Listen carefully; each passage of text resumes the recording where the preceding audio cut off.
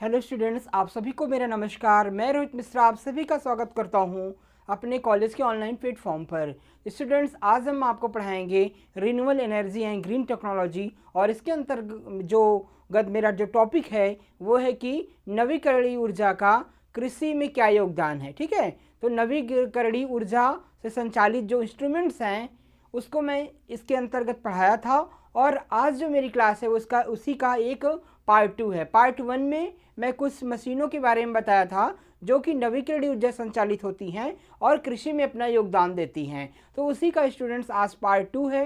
Part 2 के अंतर्गत हम देखेंगे कि कृषि क्षेत्र में नवीकरणीय ऊर्जा स्रोतों का क्या योगदान है। ठीक है, तो कृषि क्षेत्र में जो नवीकरणीय ऊर्जा का स्रोत का बहुत ही महत्वपूर्ण योगदान है। तो कृषि में उपयोग होने वाली कई सारी मशीनें, जैसे कि आपके सिंचाई यंत्र हो गए, आपके जो है वो सोलर ड्रायर हो गए, या फिर आपके जो है वो बीज को बुआई करने की जो मशीन हो गई, तेल को निकालने की मशीन हो गई, कोल्ड स्टोरेज हो गए, मतलब भंडारण के लिए जो हम कोल्ड स्टोरेज बनाते हैं उनका संचालन। तो उसमें हमको कहीं ना कहीं इलेक्ट्रिसिटी की ज़रूरत पड़ती है, विद्युत की ज़रूरत पड़ती है। वो सारी आवश्यकता हमारी किससे पूर्ति होती है? रिन्यूएबल एनर्जी के सोर्सेज से उसकी पूर्ति होती है। तो इनका आगे क्या योगदान है ये आज हम आपको पढ़ाएंगे। तो इसका जो योगदान है, spraying and sowing machines based on the solar energy, सौर ऊर्जा पर संचालित छिड़काव एवं बुआई मशीनें। ठीक है, तो सौर ऊर्जा पर सोलर ऑपरेटेड जो सोइंग एंड स्प्रेइंग मशीन्स हैं, तो कई प्रकार के जो है वो सोलर ऑपरेटेड आजकल स्प्रेइंग मशीन आ गई हैं। पहले क्या था कि किसानों को अपनी पीठ पर पे लाद करके और हाथ से चलाना था। हैंड ऑपरेटेड मशीनें थी जो हाथ से चलती थी। उसमें क्या होता था कि किसानों की मेहनत, मतलब किसानों को काफ़ी ऊर्जा लगानी पड़ती थी, उसको चलाने के लिए बल लगाना पड़ता था। और दूसरी चीज़ यह है कि टाइम टेकिंग थी, समय भी अधिक लगता था। ठीक है, तो जो किसान दिन भर में लगभग 2 से 3 बीघे तक स्प्रेइंग कर लेता था, ठीक है, तो इसकी अपेक्षा जो है अगर उस मशीन से अगर संचालित किया जाए, लगभग 1 हेक्टेयर तक पूरे दिन में वो स्प्रेइंग जो है वो कर सकता है। ठीक है, तो इस प्रकार से तमाम ऐसे इंस्ट्रूमेंट आ गए हैं सोलर ऑपरेटेड, जिससे फसलों की जो है वो फसलों में पेस्टिसाइड, इंसेक्टिसाइड, हर्बिसाइड के छिड़काव करने में आसानी हो गई है। और तमाम प्रकार के ऐसे इंस्ट्रूमेंट हैं जिसके माध्यम से फसल की बुआई करने में, सोइंग में भी आसानी जो है वो हो गई है। ठीक है, तो इसमें क्या होता है कि किसानों के समय की बचत होती है, और उनकी जो ऊर्जा होती है वो कम हो लगती है, मतलब उनको मेहनत कम करनी पड़ती है और समय की बचत होती है, जिससे वो सक्सेसफुली क्रॉप को समय से ग्रो कर लेते हैं और रोग एवं कीट का समय से नियंत्रण कर लेते हैं, जिससे कि उनका उत्पादन क्या होता है? बढ़ जाता है। ठीक है, तो ये जो सौर ऊर्जा वाली उपयोग वाली जो मशीनें हैं, ठीक है, ये सौर ऊर्जा का उपयोग करने वाले कीटनाशक स्प्रेयर फसल उत्पादकता बढ़ाने के लिए छोटी भूमि वाली खेती के लिए डिज़ाइन किए गए हैं। ठीक है, तो ये जो हैंड ऑपरेटेड स्प्रेयर्स हैं, सोलर ऑपरेटेड स्प्रेयर्स हैं। ठीक है, जो सोलर ऑपरेटेड स्प्रेयर है जो कि पीठ में लाते हैं, जिसको नैपसैक स्प्रेयर कहते हैं। तो नैपसैक जो स्प्रेयर आ गए हैं सोलर ऑपरेटेड, वो क्या है कि छोटे से खेत के लिए, छोटी सी लैंड के लिए जो है वो कम क्षेत्रफल के लिए इसका प्रयोग मुख्यतः किया जाता है। और आज किसानों को कीटनाशकों के छिड़काव और बीज बोने के लिए रेडियो फ्रिक्वेंसी, इसको हम आरएफ कहते हैं, आरएफ नियंत्रित मशीनों का उपयोग करने के वैकल्पिक विकल्प प्रदान किए जाते हैं, जो कि नवीकरणीय स्रोतों पर चलते हैं। ठीक है, तो ये जो है आज फार्मर्स को जो कीटनाशक है उसके छिड़काव के लिए, ठीक है, फंजीसाइड के स्प्रे के लिए, बैक्टीरियासाइड के स्प्रे के लिए, हर्बिसाइड के छिड़काव के लिए इन छोटे से यंत्रों की सिफारिश की जाती है कि अगर किसी के पास मान लीजिए कोई स्मॉल फार्मर्स हैं, मार्जिनल फार्मर्स हैं, तो वो इन मशीनों का उपयोग करके खेतों को कम समय में कम लागत में छिड़काव कर सकते हैं। मतलब जो लेबर कॉस्ट होती है फार्मर्स की, वो उसकी बचत होती है। ठीक है, और जिससे किसानों को ज़्यादा से ज़्यादा फ़ायदा होता है, क्योंकि उनके लागत में कमी आती है। जो हैंड ऑपरेटेड स्प्रेयर थे उसमें समय अधिक लगता था, मतलब किसानों का लेबर कॉस्ट जो है वो बढ़ जाता था। लेकिन ये जो सोलर ऑपरेटेड स्प्रेइंग मशीन्स हैं, इससे ये जो है वो इससे क्या होता है कि उनकी मजदूरी कम होती, मतलब मजदूर को कम लगाना पड़ता है, उनकी जो स्प्रेइंग कॉस्ट होती है वो कम हो जाती है और समय की बचत हो जाती है। ठीक है। और ये जो सोलर ऑपरेटेड मशीनें हैं वो ब्लूटूथ का उपयोग करके काम करती हैं, जहां वे एक निर्दिष्ट गहराई और दूरी पर बीज को बोती हैं। तो इससे जो है वो सोलर ऑपरेटेड बीज बोने की मशीन्स आ गई हैं। ठीक है, जो सौर ऊर्जा से संचालित होती हैं और उसमें ये फ्रीक्वेंसी लगी होती है, जैसे ब्लूटूथ से ऑपरेटेड होती हैं, कि ब्लूटूथ के द्वारा उसमें सेटअप कर दिया जाता है कि उतनी ही दूरी पर वो बीज जा करके खेत में गिरते हैं और एक निश्चित दूरी पर बीजों की बुआई हो जाती है। ठीक है, और जो लेबर कास्ट होता है वो काफ़ी कम हो जाता है। तो इस प्रकार से इन मशीनों के द्वारा हम इसका उपयोग हम अपने खेत में जो है वो कर पाते हैं। इसके बाद दूसरा क्या है कि सोलर डिस्टिलेशन फॉर एक्सट्रैक्शन, तेल निष्कर्षण के लिए सौर आसवन किया जाता है। ठीक है, सोलर डिस्टिलेशन भी किया जाता है, मतलब कि जो भी आपके वाष्पील सार के वाष्पित करने के आसवन पौधों के स्रोतों से निकाले गए तेल को शुद्ध करता है। ठीक है, जो आसवन विधि से क्या होता है कि तमाम प्रकार के जो ऑयल एक्सट्रैक्ट किए जाते हैं प्लांट से जो ऑयल्स निकाले जाते हैं, चाहे वो बीज से, चाहे पत्तियों से, तनों से, ठीक है, उसको फिर से शुद्ध करने के लिए एक्सट्रैक्शन विधि का प्रयोग किया जाता है। ठीक है, आश्रित किया जाता है और आश्रित करके उनको और अच्छी की गुणवत्ता को और बनाया जाता है। तो तेल ऑयल्स की गुणवत्ता को बढ़ाने के लिए आशवन किया जाता है, और आशवन किससे किया जाता है, यानी कि जिसको सोलर डिस्टिलेशन कहते हैं वो किससे किया जाता है, सोलर ऑपरेटेड इंस्ट्रूमेंट के द्वारा किया जाता है। ठीक है, तो ये सौर आधारित आसवन प्रणाली गर्मी विकिरण का प्रभावी ढंग से उपयोग करती है और इस प्रकार खुद को एक ऊर्जा बचत प्रक्रिया साबित करती है। ठीक है, तो ये सोलर ऑपरेटेड जो आपकी डिस्टिलेशन यूनिट होती है वो तमाम प्रकार के जो ऑयल्स होते हैं, प्लांट ऑरिजिन्स ऑयल्स होते हैं, चाहे वो सीड से हो, चाहे वो इसके लीफ से हो, चाहे वो जो अदर पार्ट से हो प्लांट के, तो उनको एक्सट्रैक्ट करती है, उनको डिस्टिलाइज करती है और उसके बाद उनको शुद्ध करती है, यानी उनको उपयोगी बनाती है। ठीक है, जिससे उनका उपयोग हम अच्छे से कर सकें। तो इस प्रकार से जो है वो ये सोलर डिस्टिलेशन एक्सट्रैक्शन जो यूनिट होती है ये सोलर ऑपरेटेड होती है, जिसमें विद्युत का खर्च की बचत आ जाती है। ठीक है, और लेबर कास्ट भी कम लगती है और तेल अच्छे से शुद्ध हो जाता है। तो इस प्रकार से जो है वो इसमें सोलर का उपयोग होता है, ये बताना आपको था। ठीक है, इसके बाद आता है सोलर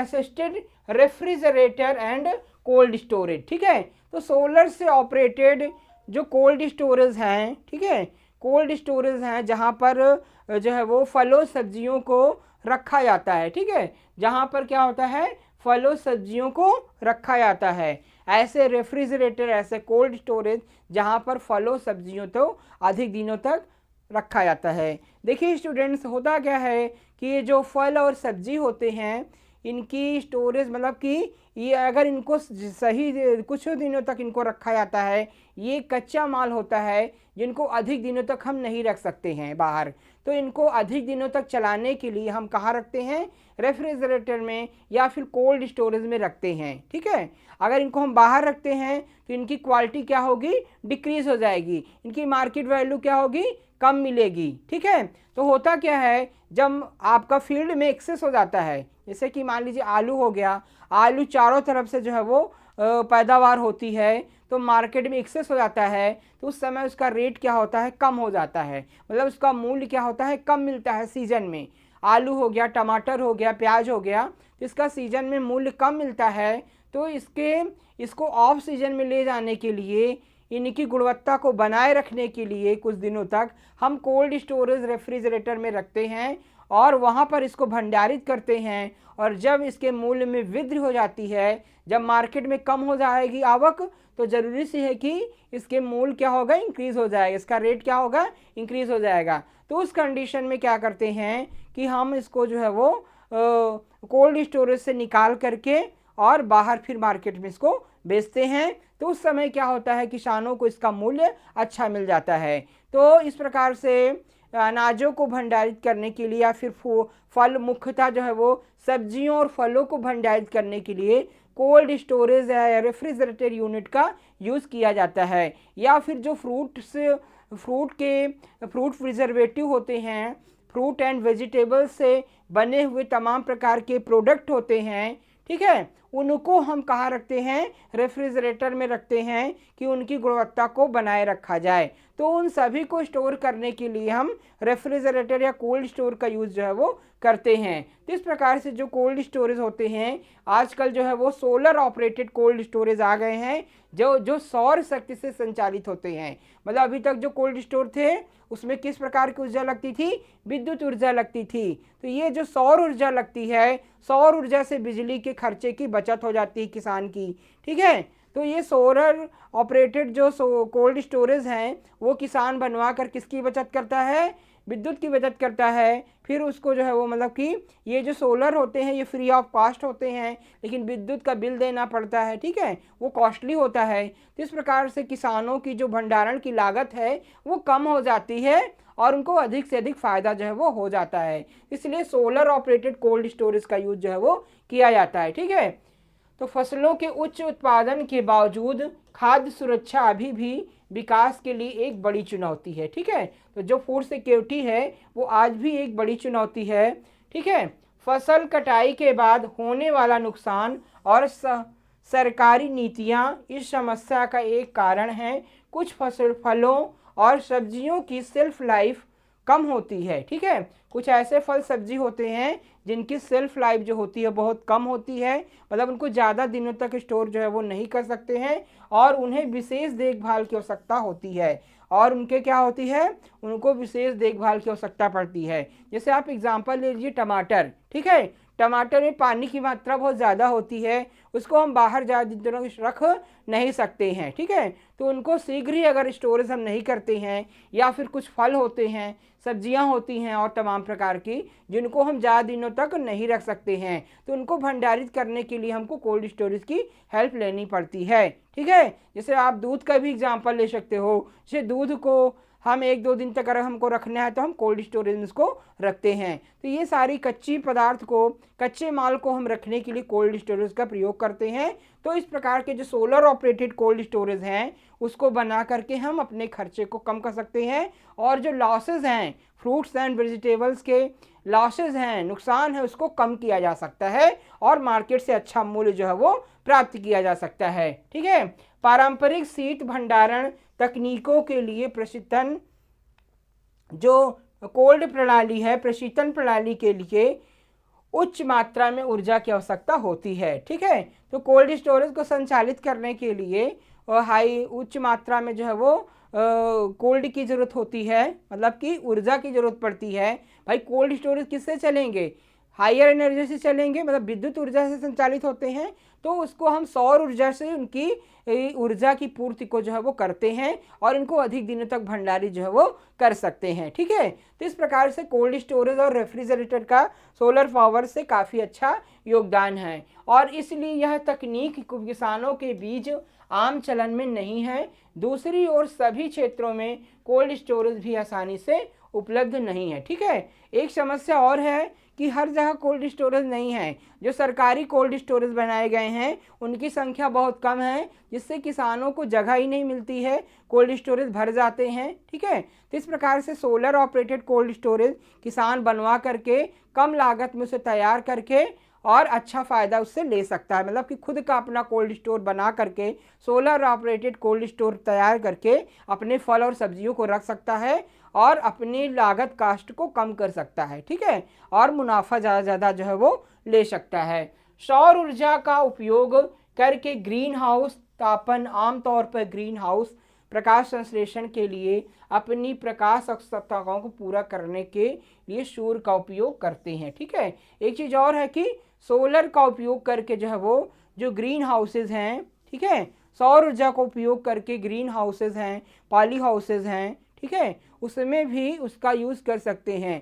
तापमान को नियंत्रित करने के लिए, तापमान को घटाने बढ़ाने के लिए जो ताप शीतलन इंस्ट्रूमेंट्स हैं उसको सही रूप से क्रियान्वयन के लिए हम सोलर ऑपरेटेड सारे इंस्ट्रूमेंट को यूज़ कर सकते हैं और उसमें भी हम फल सब्जियां उगा सकते हैं। ठीक है, तो प्रकाश संश्लेषण को बढ़ाने के लिए, कम करने के लिए हम सोलर इंस्ट्रूमेंट का यूज़ जो है उसमें कर सकते हैं। ठीक है, तो इस प्रकार से सोलर ऑपरेटेड के कई सारे सोलर ऑपरेटेड इंस्ट्रूमेंट्स हैं जिसका उपयोग हम कृषि में कर सकते हैं। इसके बाद सौर ऊर्जा से संचालित कृषि रोबोट। ठीक है, तो आज के समय में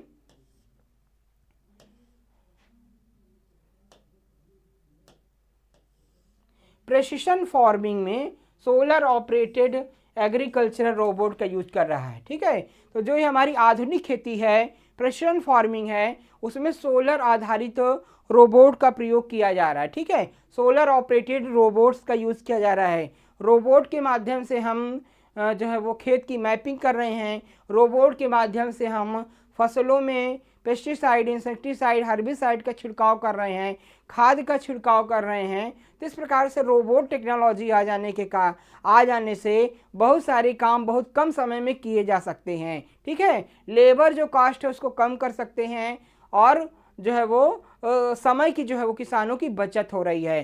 तो रोबोट का उपयोग जो है वो खेती में, किसानी में अच्छे से किया जा रहा है। रोबोट के माध्यम से कई सारे कार्य जो किए जा रहे हैं, खेत की मॉनिटरिंग करना, मैपिंग करना और खेत में दवा खाद का छिड़काव करना, तो ये सब चीज़ें क्या हैं, बिल्कुल आसान हो गई हैं। तो आजकल सोलर ऑपरेटेड रोबोट आ गए हैं जिनका उपयोग जो है वो खेत में किया जा रहा है। तो सौर ऊर्जा से चलने वाले कृषि रोबोट ग्रीन हाउस और खुले मैदान के खेतों में बोआई, निराई, जुताई, छिड़काव, भोजन की कटाई जैसे कृषि कार्यों को स्थापित करने में भारी क्षमता प्रदान करते हैं। तो कई सारे कार्य जो है वो रोबोट टेक्निक से जो है वो किए जा रहे हैं। और कृषि जो ये रोबोट हैं, कृषि रोबोट अब रिचार्जेबल बैटरी से आ गए हैं, इलेक्ट्रिक मोटर द्वारा संचालित होते थे। ठीक है, जो पहले जो है वो ये रोबोट जो थे इलेक्ट्रिक द्वारा संचालित होते थे, लेकिन अब ये बैटरी से चार्ज वाले हैं, जो सोलर से इनकी बैटरी चार्ज हो जाती है और उसको लगा करके ये चलाए जा सकते हैं। इसमें कहीं ना कहीं विद्युत ऊर्जा की बचत हो रही है। और ये फसल की पंक्तियों को अलग करने के लिए डिजिटल कैमरों का उपयोग करते हैं। ठीक है, तो फसल पंक्तियों को अलग करने के लिए डिजिटल कैमरे इसमें लगे होते हैं, जिससे खेत की मॉनिटरिंग भी कर लेते हैं, फ़ोटो भी ले लेते हैं। खेत में कोई समस्या है, मान लीजिए खरपतवार की समस्या है, रोग की समस्या है, कीट की समस्या है, तो उसकी निगरानी भी ये समय समय पर अच्छे से कर लेते हैं। ठीक है, क्योंकि इसमें क्या लगे होते हैं, कैमरे लगे होते हैं। और कृषि प्रक्रियाओं के अनुकूलन, छवि प्रसंस्करण विधियों का उपयोग, ठीक है, कृषि जो अनुकूलन, छवि और प्रसंस्करण यानी कि कृषि के भंडारण संबंधित फ्रूट प्रिजर्वेशन, वेजिटेबल प्रिजर्वेशन, उसकी भी प्रणालियों को इसमें उपयोग किया जा रहा है। और ये बड़े पैमाने पर क्षेत्र में दृश्य एकत्रित करते हैं और ये जो बड़ा पैमाना है, बड़े फील्ड है, उसकी मॉनिटरिंग भी करते हैं, उसमें कोई समस्या है तो उसको भी देखते हैं। ठीक है, जैसे बड़े बड़े बागान हैं, उसकी तकवारी करने के लिए रोबोट टेक्नोलॉजी का प्रयोग किया जाता है। वो सोलर ऑपरेटेड होते हैं, उसमें कैमरे लगे होते हैं जो पूरी खेत की निगरानी करते हैं और आप घर बैठे जो है वो सारे अपने फील्ड को अच्छे से देख सकते हैं। ठीक है, तो इस प्रकार से रोबोट का बहुत ही अच्छा योगदान रहा है। और इसके बाद परिणाम स्वरूप ऐसे रोबोट अस्थायी समाधान पेश करने और कृषि कार्यों की लागत को कम करने की क्षमता प्रदान करते हैं। ठीक है, तो ये जो रोबोट हैं ये फसल की निगरानी करने, फसल की मैपिंग करने, खाद और बीज और हर्बिसाइड्स का छिड़काव करने, ठीक है, और तो इन सभी पे जब ये काम कर रहे हैं तो इनसे क्या होती है, किसानों की लागत जो होती है वो उसमें बचती है, यानी लेबर कास्ट जो होती है वो बच जाती है और किसानों को प्रॉफिट अच्छा होता है। ठीक है, तो इस प्रकार से जो सोलर ऑपरेटेड रोबोट्स टेक्नोलॉजी है वो कृषि में क्रांति सी ला दी है और उससे बहुत सारे कार्य क्या हैं आसान हो गए हैं और उससे किसानों की जो है वो लागत भी कम की जा रही, मतलब उनकी बचत भी हो रही है। तो इस प्रकार से हम जो सोलर ऑपरेटेड टेक्नोलॉजी है, सौर से संचालित कृषि की जो मशीनें हैं उसका उपयोग करके हम अपने खेती की लागत को कम कर सकते हैं और उससे अच्छा मुनाफा कमा सकते हैं। तो स्टूडेंट्स, इस आज की क्लास जो है वो जो कृषि में इसका क्या योगदान है, आपके रिन्यूएबल एनर्जी का, सोलर एनर्जी का, ठीक है, या नवीकरणीय ऊर्जा का कृषि में क्या योगदान है, तो इन मशीनों के माध्यम से हम इसके योगदान आपको पढ़ा दिए। ठीक है, तो दोनों पार्ट में हमने आपको इसका क्या योगदान है सोलर ऑपरेटेड इंस्ट्रूमेंट का, क्या योगदान है नवीकरणीय ऊर्जा का, ये अच्छे से बता दिया है। तो आज की क्लास में स्टूडेंट बस इतना ही। नेक्स्ट क्लास में हम आपको नए टॉपिक के साथ फिर मिलेंगे। आप सभी का बहुत बहुत धन्यवाद।